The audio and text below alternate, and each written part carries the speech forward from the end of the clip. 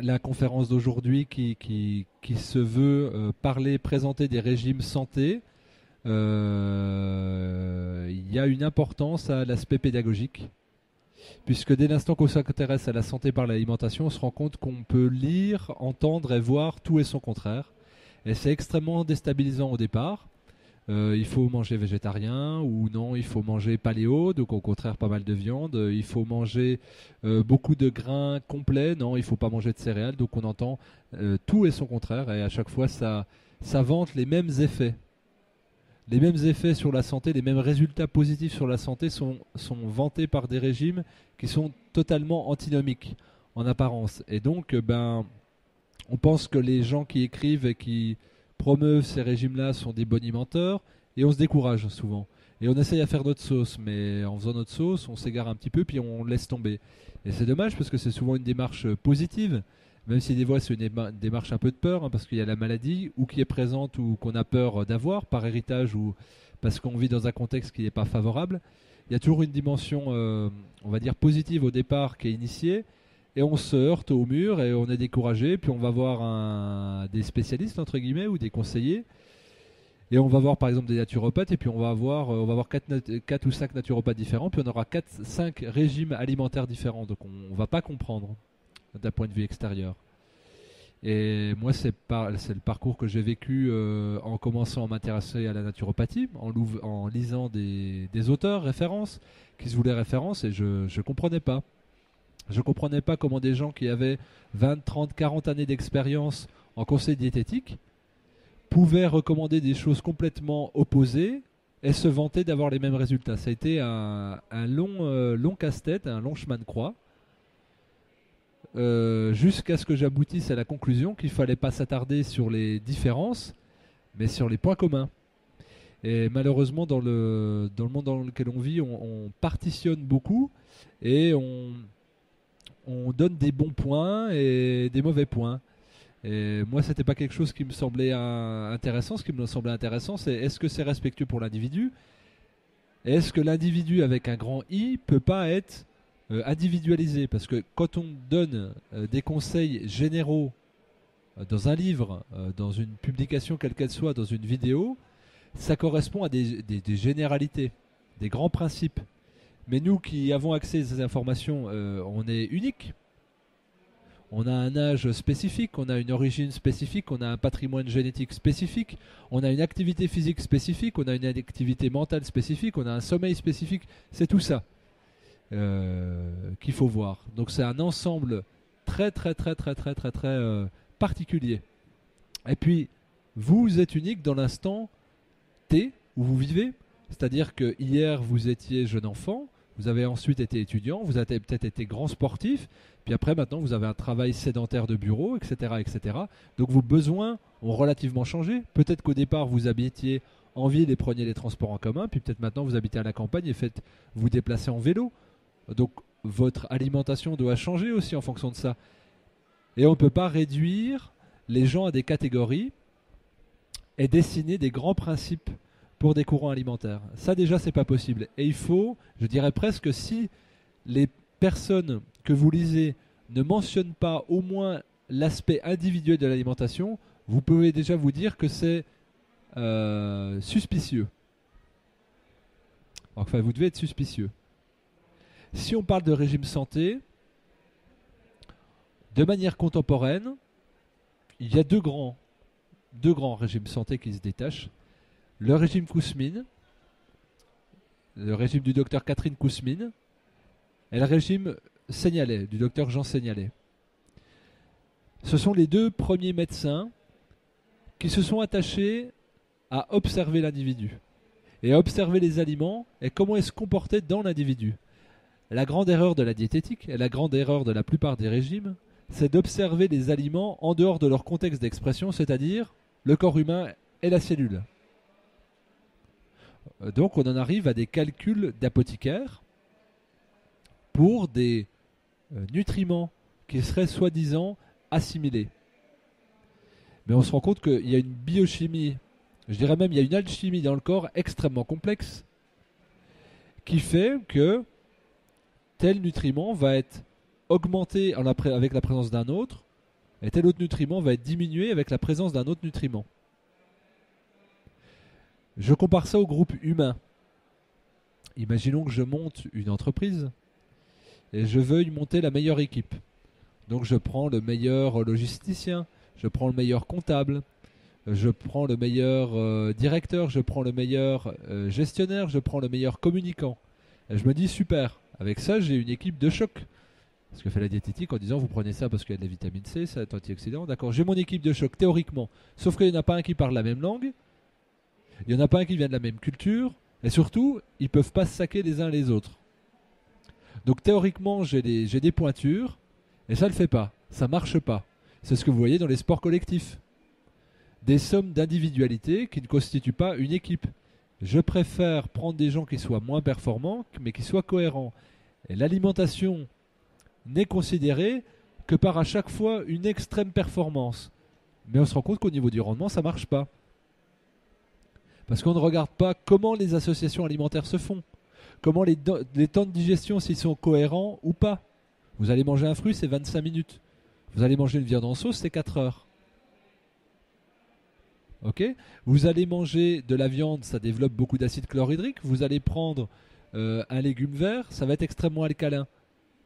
Donc vous aurez des productions d'acides et d'enzymes antinomiques. Donc ça ne pourra pas fonctionner. Mais théoriquement, vous aurez tout. Vous aurez vos acides aminés, etc., etc., etc. Et pour beaucoup de choses, c'est comme ça dans la diététique. Et c'est une grande erreur que d'additionner. On doit avoir un regard qui est plus large et vraiment voir que c'est de la biochimie complexe. Mais au départ, la diététique, c'était des chimistes qui s'en occupaient.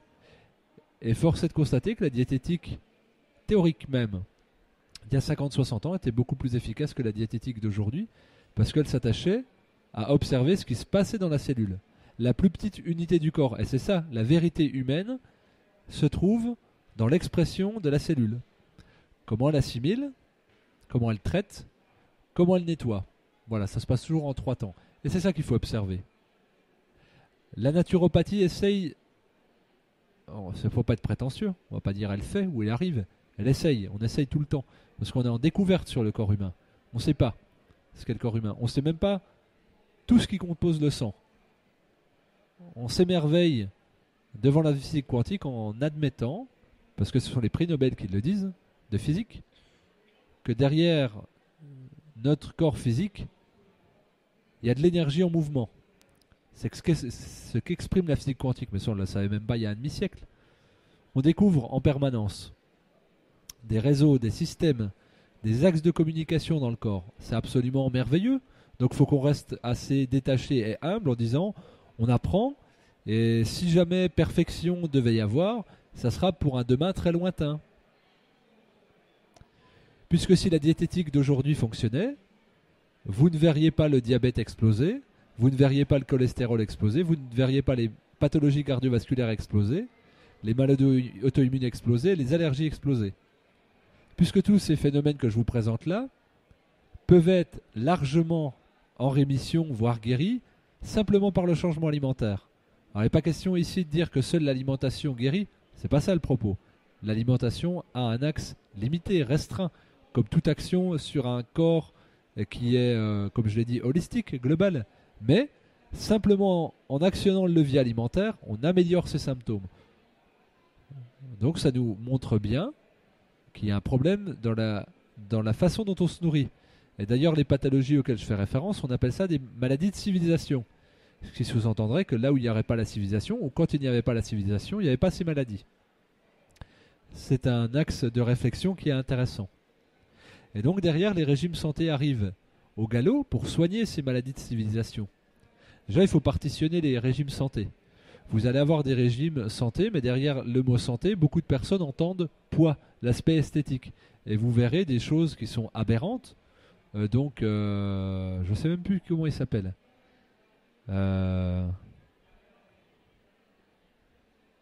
Comment s'appelle cette personne qui faisait manger beaucoup de viande? Ducan, voilà. Régime Ducan, ce n'est pas un régime santé. Les gens croyaient que c'était un régime santé parce qu'il faisait perdre du poids et qu'il avait marqué docteur avant Ducan. Non, c'est un régime qui est destructeur. D'ailleurs, il était radié de l'ordre des médecins parce qu'il y avait des problèmes de fatigue rénale qui conduisait parfois jusqu'à la dialyse. Donc c'est extrêmement destructeur.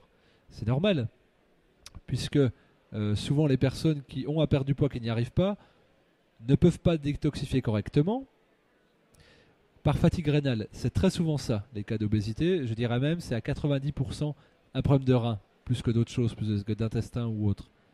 Et donc, à ces personnes qui ont les reins fragilisés, on leur demande de manger énormément d'aliments protéinés. Les protéines, à la différence des deux autres groupes de macronutriments, les glucides et les lipides, en plus d'avoir du carbone, de l'oxygène et de l'hydrogène, sont composés d'azote. Or, l'azote, quand il est dégradé dans le corps, génère de l'urée puis de l'acide urique. Et évidemment que cet acide urique-là, traité par les reins, c'est pas très positif.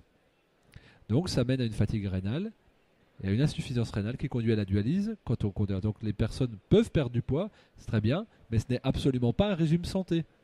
Mais beaucoup de personnes l'ont assimilé parce qu'il y avait la particule docteur. Les particules docteur qui doivent être associées au régime santé, ça doit être les docteurs Catherine Kousmine pour ce qu'elle a initié, et puis surtout le docteur Jean Seignalais. Donc je vais plus m'attarder à parler du docteur Jean Seignalais qui pour moi est fondateur et qui est malheureusement trop ignoré encore de nos jours, 40 ans après. Mais il y a un porte-drapeau aujourd'hui qui existe encore, c'est le professeur Henri Joyeux. Le professeur Henri Joyeux n'existerait absolument pas sans le docteur Jean Seignalais, puisque ça a été son élève, et Joyeux était l'élève de... D'ailleurs c'est Joyeux qui préface les dernières rééditions du livre phare de Seignalais, l'alimentation de la troisième médecine, puisqu'il rentre dans son sillage. Il rentre dans son sillage. Tout a été écrit il y a 40 ans sur l'alimentation santé, et il a tout détaillé, Jean Seignalais. Donc il travaillait comme enseignant universitaire, puis aussi il était chirurgien gastro-intestinal, cancérologue aussi à Montpellier. Et il a remarqué que bizarrerie des bizarreries, quand on s'attachait à l'alimentation, les intestins et l'estomac des patients s'en trouvaient mieux. Alors, c'était révolutionnaire, hein. C'était révolutionnaire. Et pour beaucoup, ça l'est aujourd'hui. On minimise trop l'importance de l'alimentation, puisqu'on se consacre au diagnostic. Et Seignalais était plus loin que le diagnostic. Il a été dans l'analyse. Il a été dans la recherche de la cause profonde. Et ce qui est absolument fondateur, c'est qu'il a mesuré à quel point l'aliment pouvait impacter la physiologie humaine. Et lui, il a supprimé 2 catégories d'aliments de son alimentation, dans ce régime alimentaire, de manière drastique, qui amenait au minimum à la rémission et au mieux à la guérison. Ces grands groupes d'aliments, ce sont les produits à gluten et les produits laitiers. Alors il a un livre qui fait 600 pages, qui est tantôt très généralisant, tantôt très technique, puisqu'il l'a écrit à la fois pour les médecins et à la fois pour le grand public. Donc c'est tout à son honneur. Mais ce qui va rebuter le médecin, c'est de dire il y a trop de vulgarisation. Et ce qui va rebuter le grand public, c'est il y a trop d'aspects techniques. Mais on s'en moque, on lit ce qui nous intéresse.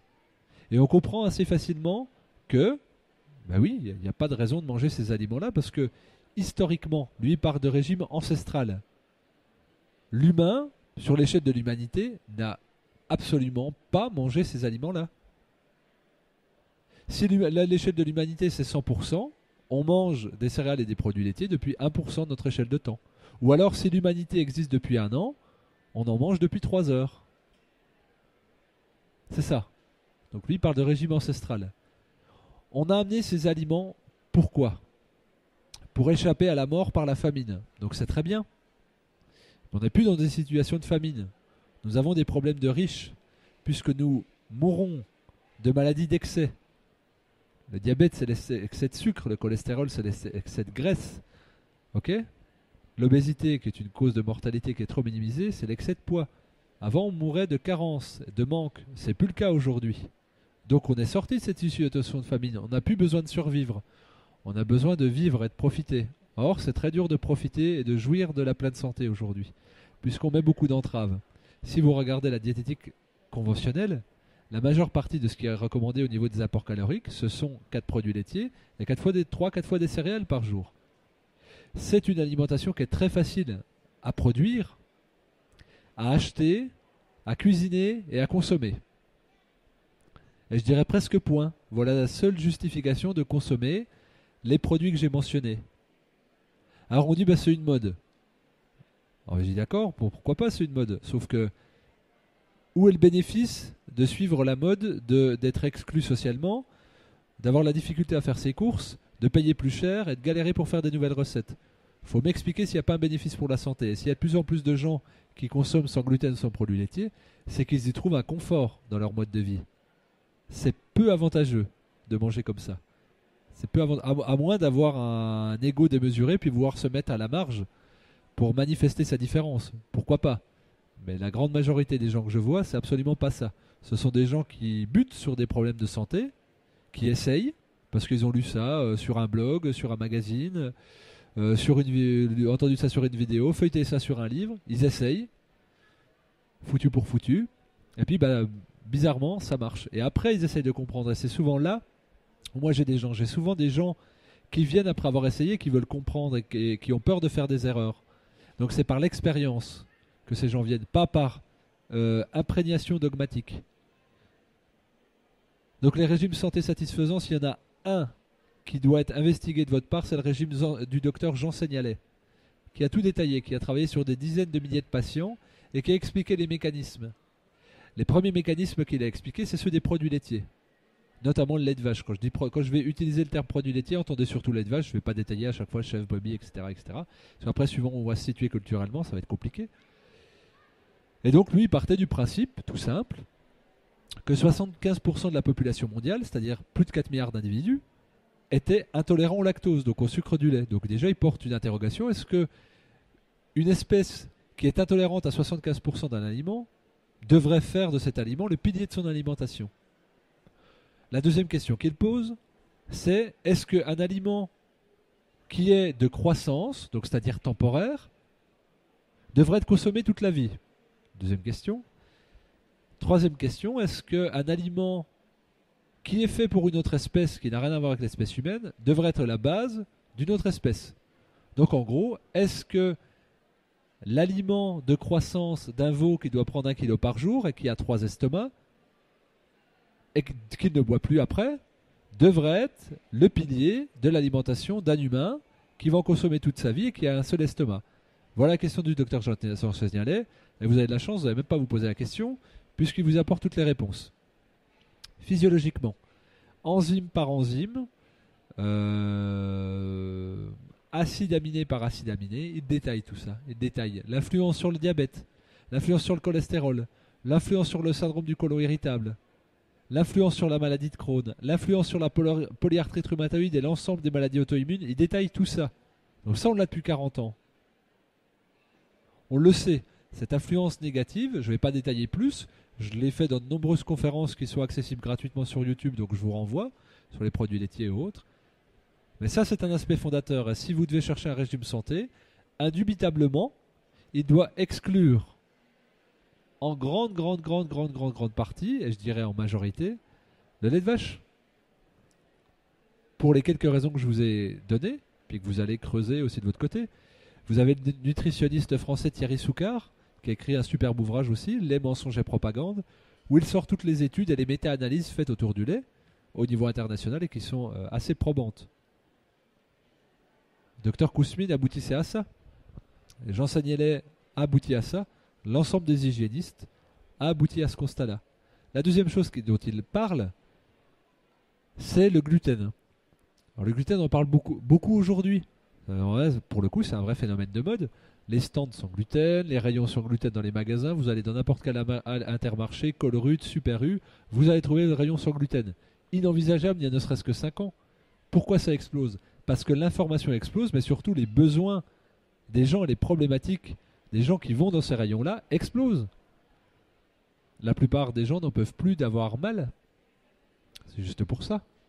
Ça ne les intéresse pas de payer leur kilo de pâtes 5 euros quand ils pouvaient l'avoir à 40 centimes d'euros.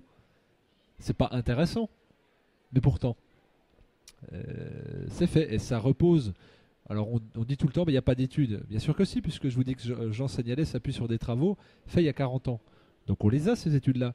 Et le docteur Catherine Kousmine, qui est décédée il y a fort longtemps, avait déjà pointé ça avant même qu'il y ait les problèmes de gluten. Elle avait écrit « Le jour où le blé sera hybridé, il faudra sans doute l'enlever de l'alimentation ». Il n'avait même pas encore été hybridé. Derrière la problématique du gluten, vous avez surtout la problématique du blé.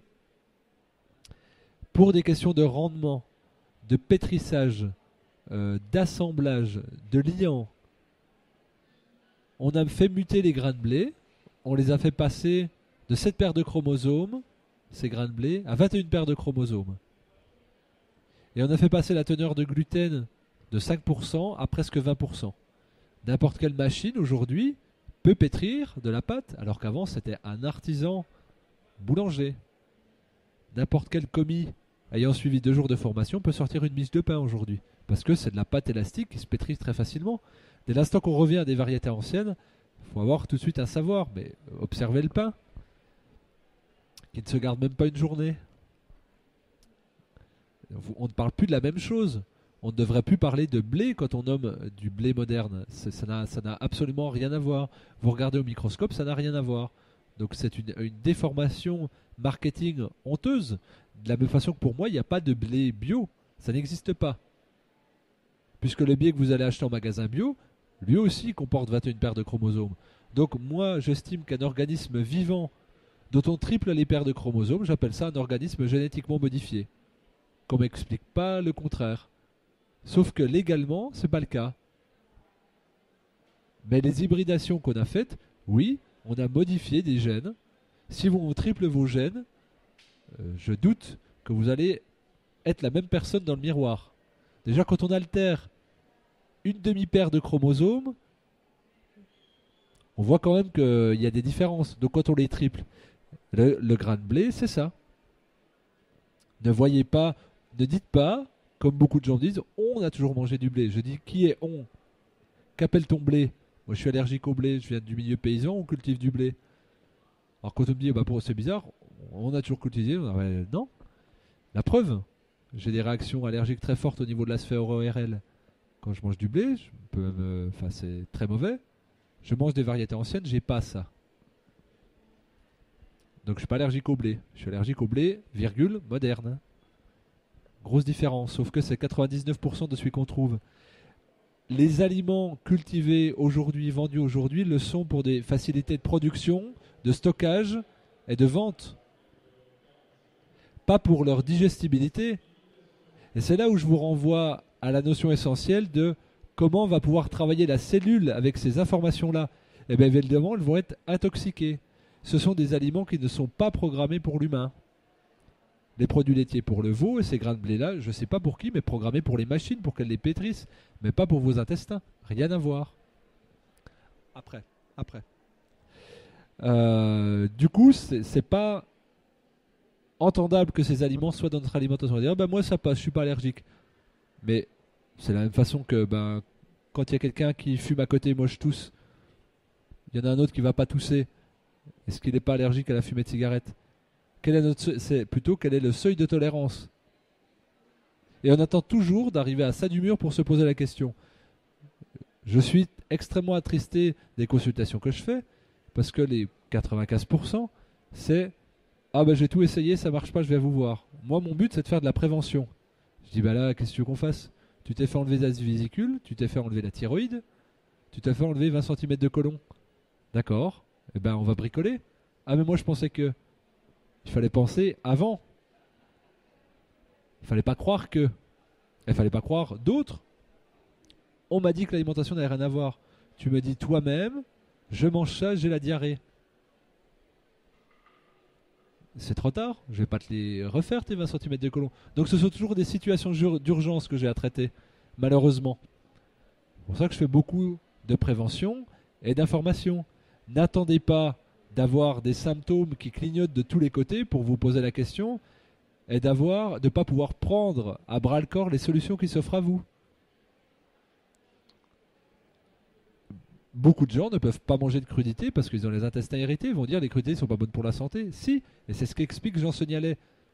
Il fait reposer une grande partie de son régime sur le maximum de cru, y compris les produits animaux. Mais la plupart d'entre nous ont les intestins tellement irrités qu'ils ne peuvent même pas digérer un aliment qui n'est pas transformé. J'ai des gens qui me disent je mange bio, ça me donne la diarrhée. Je l'entends souvent ça. Le corps dit ouf, enfin un aliment propre que j'ai pas géré comme toxique, je vais pouvoir nettoyer un petit peu. Voilà. Et il y a des gens qui vont interpréter ça comme le bio donne la diarrhée. On est dans un monde fou, j'entends des choses folles, complètement des non-sens absolus. J'en signalais, écrivez déjà, manger bio et le plus cru possible. Y compris les produits animaux. Dès l'instant que vous allez cuire, vous allez altérer. Je ne dis pas qu'il faut manger que cru, mais vous devez savoir, sans faux fuyant, que dès l'instant que vous allez porter à la cuisson, vous allez altérer certaines molécules et diminuer la teneur en nutriments.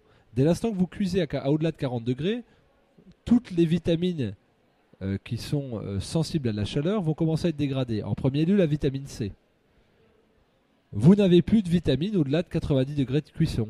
Vous n'avez plus aucun minéraux au-delà de 110 degrés de cuisson. Donc vous cuisez quelque chose à 110 degrés, vous n'avez rien. Vous n'avez plus de micronutriments. Les enzymes sont complètement détruites à 52 degrés. Les enzymes, ce sont les codes des aliments pour que vous puissiez les digérer. Et là, vous allez fatiguer votre estomac, votre pancréas, etc. Parce qu'ils vont devoir se substituer à ces fonctions apportées magiquement par l'aliment. Et ça, il faut le savoir. Et donc, les biochimistes l'ont étudié. Le professeur Koutchakov l'a démontré dans les années 50. Et a démontré aussi qu'au-delà de 50% d'aliments cuits dans un repas, vous déclenchez ce qu'on appelle une hyperleucocytose digestive. C'est-à-dire qu'il y a production de globules blancs. En d'autres termes plus simples, le corps réagit comme une attaque empoisonnante. Un bol alimentaire fait de 50% d'aliments cuits, au moins. Donc le bon conseil, je ne dis même pas manger tout cru, manger au moins de 50% de non cuit, donc cru, en dessous de 40 degrés. C'est capital. Et si vous ne pouvez pas manger de crudité, ça clignote rouge de partout, parce que vous avez les intestins inflammés, et que la moindre irritation par les fibres dures, vous êtes insupportable. Et donc vous avez un spasme pour évacuer cette irritation qui se déclenche en diarrhée. Si vous devez modifier un aliment pour le manger, c'est qu'il y a un gros problème. Et ce problème, c'est pas l'aliment, c'est votre système digestif. Et c'est réversible. Et encore une fois, c'est ce qu'a expliqué Jean Signalet. Donc un régime santé doit se baser sur des aliments biologiques, exempts de produits laitiers et de produits à gluten, et au moins 50% crus. Je dirais, si vous faites déjà ça, vous êtes bien. C'est pas trop large. On vous demande même pas d'être végétalien, d'être végétarien, de jeûner, de faire quoi que ce soit. C'est pas trop large. Et ben déjà ça, c'est très bien. Signaler nous montre, moi je parle jamais du végétarisme, du végétalisme. On me demande, je fais des conférences sur le végétarisme pour dire, bah voilà, ça c'est parce que je suis végétarien, j'ai mangé végétal pendant de nombreuses années, donc j'ai creusé le sujet. Mais à aucun de mes patients, jamais, en 8 ans, j'ai dit, il faut que tu sois végétarien. C'est pas vrai. On peut faire sans, puisque je me contente juste d'apprendre ce que certains ont mis 40 ans à faire. Je ne vais pas être prétentieux au point de les dépasser, donc Signalet dit sclérose en plaques, lupus, polyarthrite rhumatoïde, ça se guérit avec ce régime-là. On peut laisser les produits animaux. Donc si la personne souhaite consommer des produits animaux, c'est pas mon problème. Mon problème, ça sera de lui dire lesquels et sous quelle forme. La charcuterie est hautement toxique. Ça, c'est certain. Le fumage, une fumée, c'est toxique. Évidemment, si elle s'imprègne dans la chair, ça va pas être terrible. Donc attention au fumage. Attention à la viande de porc qui est peu digeste. Et quand on parle de régime ancestral, moi on me dit tout le temps, ah, on a toujours mangé de la viande. Moi je suis très taquin. Je dis d'accord, pourquoi pas. Mais quelle partie de la viande nos ancêtres mangeaient? Rappelez-vous que nous sommes feignants et opportunistes, comme n'importe quelle espèce. On dit chasseur-cueilleur. Moi je dis cueilleur-chasseur. C'est tout de suite plus facile d'attraper une baie et une plante sauvage qu'un lapin, un chevreuil. On est d'accord? Donc l'alimentation, c'était ça, hein. Et même si on invente des lances et tout, on va risquer sa vie, hein, sur des animaux, hein. Ok, c'était ça. Donc la réalité, c'était, et quand on regarde la teneur en nutriments, on se rendait compte qu'ils avaient une alimentation extrêmement riche en potassium, 6 fois plus élevée en potassium que la nôtre, nos ancêtres. Et donc là, c'est les plantes sauvages, les fruits, les baies, etc. Et donc quand ils arrivaient à tuer un animal, c'était pas la chair qui était consommée, c'était les viscères. Mais parce que c'est là où vous avez des vitamines, des minéraux, des acides aminés, c'est là où tout est stocké, synthétisé, et surtout c'est spongieux. Quand vous mangez en foie, vous pouvez le manger cru. Observez les carnivores, quand vous regardez les documentaires animaliers, quelle partie des animaux mangent-ils? Les entrailles, c'est ce que fait l'homme, c'est ce que fait le chasseur naturellement. On admire le guerrier Maasai, l'Esquimau, ou même le chasseur dans les prairies de Franche-Comté, parce qu'il fait ça après, mais simplement parce que c'est la meilleure partie, la partie la plus nutritive. Il y a tout dedans. Le reste, c'est des tendons, des ligaments, qui demandent de l'acide chlorhydrique de l'estomac dont on n'a pas suffisamment d'acide dans l'estomac pour décomposer ces ingrédients-là. Donc on est en production constante d'acide pour essayer de les digérer, ça marche pas. Si vous mangez les parties spongieuses des abats, vous l'avez. Essayez de manger des tendons, des ligaments et des muscles crus. C'est très dur, mais un foie. Alors après, c'est votre conception culturelle, votre héritage social et familial qui va faire que ça c'est bien, ça c'est pas bien. Manger des escargots que vous aimez bien devant un Anglais, il va vous prendre pour un sous-homme. Même chose pour les grenouilles. L'alimentation n'est que culturelle, sociale et familiale. Vous regardez un Africain manger ou un Sud-Américain manger des insectes ou des chenilles, ou du tapir ou n'importe quoi, c'est un problème. Et pour certaines personnes, c'est inadmissible de manger des lapins.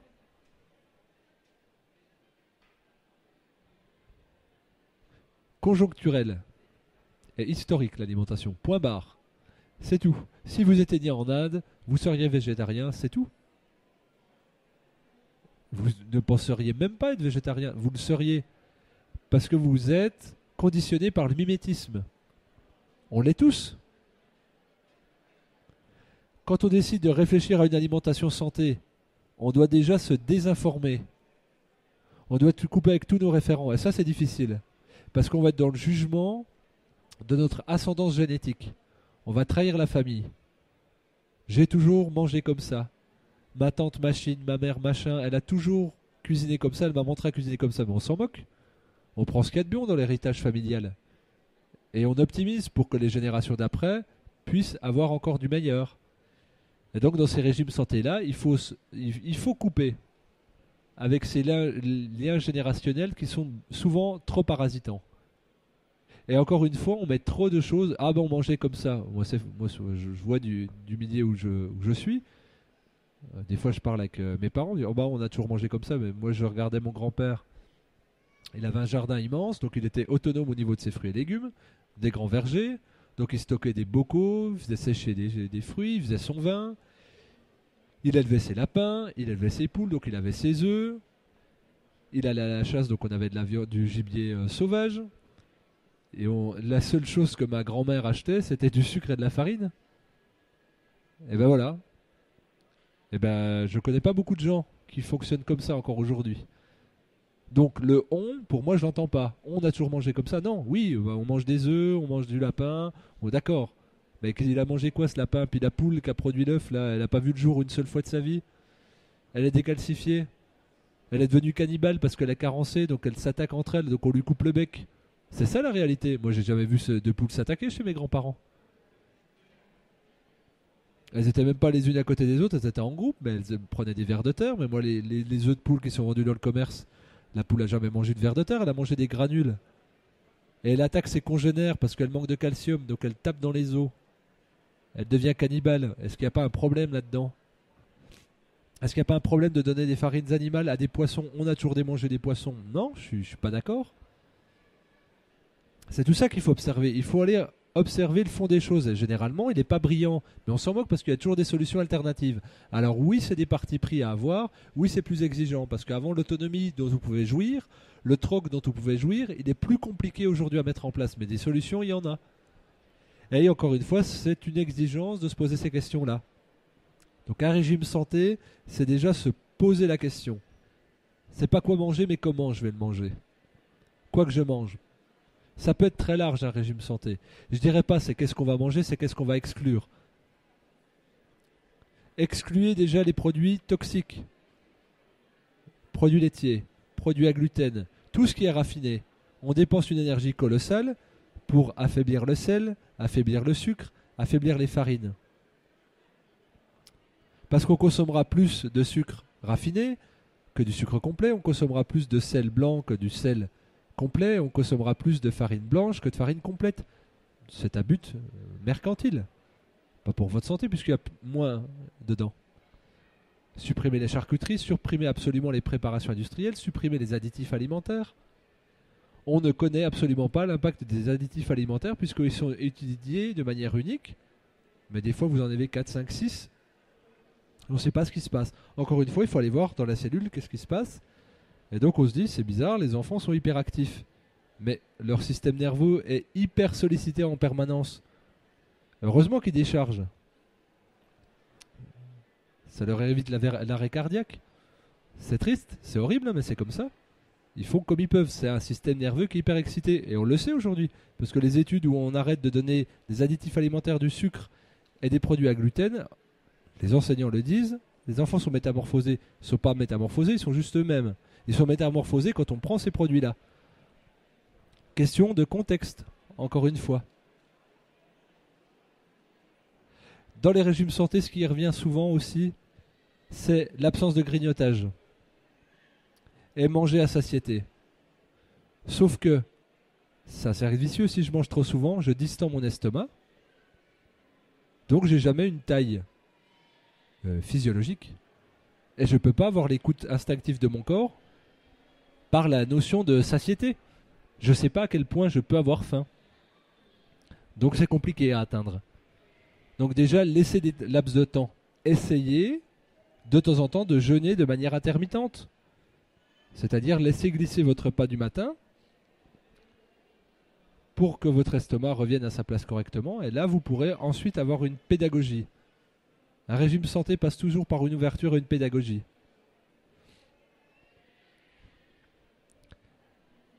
Si vous regardez aussi, bon nombre de régimes santé parlent de manger localement, mais des choses qu'on n'a pas souvent dans nos assiettes, qu'on appelle des plantes sauvages. Les légumes, ce sont des plantes sauvages qu'on a domestiquées. C'est tout, hein. Si vous regardez des asperges des bois, oui, ce sont des asperges. Fraises des bois, oui, ce sont des fraises. Ail des ours, oui, on pourrait écouter la salade. Si vous trouviez une salade dans un champ, vous ne la mangeriez pas, mais vous la trouvez au milieu de la terre, vous la trouvez tout à fait alléchante, parce que votre œil culturellement est exercé, mais c'est une plante sauvage la salade. La plupart des salades sont des plantes sauvages. Regardez la mâche, la roquette. Vous verriez pousser ça au milieu des prairies, vous n'en mangeriez pas, mais vous vous jetez dessus sur les étals. On a cultivé certaines variétés qu'on a sorties des bois et des prairies. L'agriculture existe depuis très peu de temps. Quelques milliers d'années. Toutes ces espèces-là existaient avant. Des lentilles sauvages, des céréales, des graminées sauvages. On en a domestiqué certaines, mais il y en a un nombre mais presque incalculable. Incalculable. Donc il faut qu'on aille vers une plus grande variété alimentaire. Et dans cette logique-là, tout ce qui est de l'ordre... En cette saison, il y a du plantain, vous avez de l'ail des ours, vous avez de l'ortie, vous avez du gaillet gratteron, vous avez du pissenlit. Ce n'est pas différent des légumes que vous avez. Pourquoi vous en mangez moins? Parce qu'il y a un aspect amer. Il y a de l'astringence dans ces légumes-là. Mais tout ça, quand on parle de régime santé et qu'on parle du régime crétois, on oublie de le mentionner. Or, le régime crétois s'appuie énormément sur les plantes sauvages. Mais on vous dira, c'est l'huile d'olive et le poisson. C'est faux. Ce sont les plantes sauvages et les escargots. Sauf que c'est moins glamour de vendre des plantes sauvages et des escargots. Mais c'est ça. Si vous lisez le fond du régime crétois, c'est ça. C'est pas l'huile d'olive. Et en plus, l'huile d'olive qu'ils consomment eux, elle est encore fraîche. Celle qu'on consomme nous, elle est oxydée dans les bouteilles depuis bien longtemps. Il y a la presse dans chaque village, et puis voilà. Et surtout, quand on vit sur une île, on est obligé de gérer ses réserves, donc on ne remange pas. Et on essaye d'être autonome. Donc on a son jardin individuel. Donc ça n'a pas de sens de manger une ratatouille à l'huile d'olive qui ont fait des centaines, voire des milliers de kilomètres, alors que chez eux, ça a juste fait quelques mètres. On ne peut pas transposer un régime.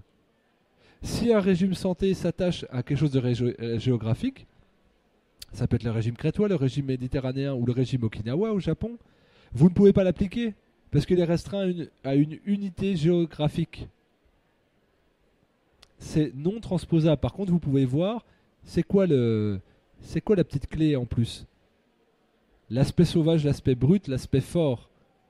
Les plantes sauvages poussent sur un biotope extrêmement riche avec de l'humus, pas travaillé par la main de l'homme, et du coup c'est des principes actifs forts qu'on appelle médicinaux. Mais tout est médicinal. Vous devez recevoir des newsletters tous les jours dans votre boîte mail. Ah, le nouveau légume santé, ah, le nouveau fruit santé. Bah oui, parce qu'en fait, ils ont tous des propriétés. Vous tous, ici, vous êtes tous intéressants. Parce que vous avez des traits de personnalité intéressants. Donc un jour, je dirais, la personne miracle, c'est elle. La personne miracle, c'est elle, c'est elle, c'est elle. Voilà, tous les jours, bah oui, parce qu'il y a un trait de caractère qui est foncièrement positif en chacun de nous. Donc, mais on va pas. On va être enthousiaste à dire, oh bah tiens, la bête goji, elle est plus sympa que la cerise. Pourquoi? Parce qu'elle a fait 20 000 km, puis que le Tibet c'est exotique, il y a un petit peu d'ésotérisme là-dedans en plus. Mais regardez les propriétés nutritionnelles d'une cerise et d'une bête goji, vous serez surprise. Sauf que vous ne paierez jamais vos cerises 80 € le kilo. Du marketing. Manger des cerises, c'est gratuit. C'est pas plus compliqué que ça. Si vous n'avez pas de cerises, plantez des cerisiers. Et si vous n'avez pas de terrain, faites planter des cerisiers en disant à la personne, je m'en occupe, et puis moi je te les récolte et on fait 50-50. Tout le monde sera content. Et il faut avoir cette dimension-là, c'est prenez l'aliment brut, une salade, 1 heure après qu'elle ait été cueillie, il y a 50% de vitamine C en moins. Comprenez que quand vous dites je vais au rayon frais, il n'y a plus beaucoup de fraîcheur dedans. Donc vous pouvez tout à fait manger cru comme je l'ai recommandé tout à l'heure, en mangeant quasiment mort. Si ça a été cueilli à non-maturité, transporté, stocké et que vous le consommez après, c'est peut-être passé 5-6 jours entre le moment où ça a été cueilli et le moment où vous le mangez. Donc, question, j'ai pas de réponse, mais question pour vous. Est-ce que c'est mieux de consommer un aliment frais, cru, 5 jours après qu'il ait été cueilli à non-maturité, ou congelé mais qui a été congelé 2 heures après sa récolte à maturité? Autre question, est-ce que c'est mieux de consommer un aliment bio et flétri plutôt que cru, frais et non bio? J'ai pas de réponse, mais c'est juste une question. Considérez l'aliment de manière globale. Pas parcellaire en disant, tiens, juste parce qu'il y a du calcium. Oui, mais il est hyperacidifiant, donc on s'en moque en fait, il va dégrader l'estomac. C'est tout ça cet ensemble-là. Et donc les véritables régimes santé s'attachent à déjà observer l'humain, observer son contexte et observer les aliments. Et donc la question se pose, si on parle de contexte, oui mais moi je suis immigré ou fils d'immigré, comment je fais? Eh bien ça, tu tiens compte à 50% de ta génétique. Donc tu manges en partie de là d'où tu es originaire. Si tu viens d'Asie, tu pourras te permettre, à la différence d'autres, de manger plus d'ingrédients venus d'Asie puisque tu as ça dans tes gènes. Tu as ça dans ta programmation cellulaire. Donc c'est très bien. Même chose pour l'Afrique, même chose pour l'Amérique du Sud, etc., etc., etc. Et donc un régime santé doit tenir de ça. Donc là, ça fait penser au régime du docteur Adamo sur les groupes sanguins, qui a initié une réflexion sur la composition du sang au niveau des enzymes. Et donc pour certains aliments, pour certains groupes sanguins, il y en a 3, vont déclencher des réactions d'anticorps. Donc quand je mangerai ces catégories d'aliments, je vais stimuler mon système immunitaire, négativement entre guillemets. C'est aussi une réflexion, j'apporte pas de réponse aujourd'hui. J'essaye que vous ayez des questions, ce serait trop simple que vous ayez tout clé en main. Parce que je vous dis que vous êtes individuel, si je vous donne un truc clé en main, ça fait un peu foutage de gueule. Donc vous repartirez avec plus de questions qu'avec que de réponses aujourd'hui. Mais il faut que vous vous posiez ça comme question. Vous êtes tous uniques, et dans cette dimension-là, vous devez avoir une alimentation unique, mais avec des grands principes.